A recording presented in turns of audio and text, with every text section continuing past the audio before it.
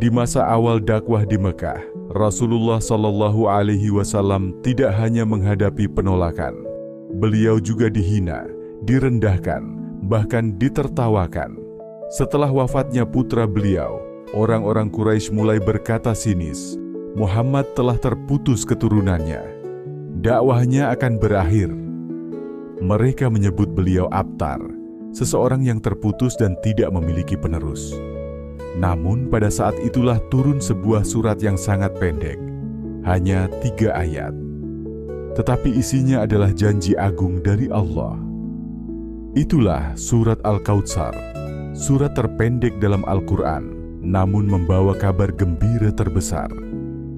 Dalam riwayat yang disebutkan oleh Ismail ibn Katsir dalam tafsirnya, orang-orang musyrik Quraisy seperti Al-As ibnu Wa'il mengejek Rasulullah Shallallahu Alaihi Wasallam setelah wafatnya putra beliau.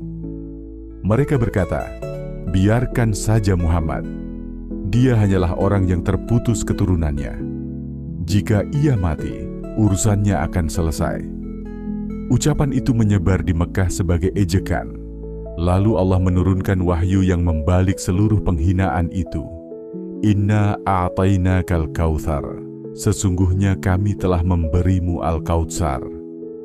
Bukan sekadar penghiburan, tetapi penghormatan dari langit kepada nabinya. Kata Al-Kautsar berarti kebaikan yang sangat banyak dan melimpah. Para ulama tafsir menjelaskan bahwa ia mencakup berbagai nikmat besar yang Allah berikan kepada Rasulullah Sallallahu Alaihi Wasallam. Di antaranya, sebuah sungai di surga yang sangat indah.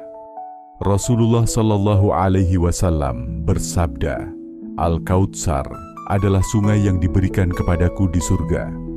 Hadis riwayat Bukhari dan Muslim. Kemuliaan dakwah Islam yang terus menyebar hingga akhir zaman. Umat yang sangat banyak, lebih banyak daripada umat nabi-nabi sebelumnya. Kemudian Allah memerintahkan, Fasholli li rabbika wanhar. Maka dirikanlah salat karena Tuhanmu dan berkurbanlah. Sebagai bentuk syukur atas nikmat yang begitu besar. Dan akhirnya Allah menutup surat ini dengan pernyataan yang tegas. Inna syani'aka huwal abtar.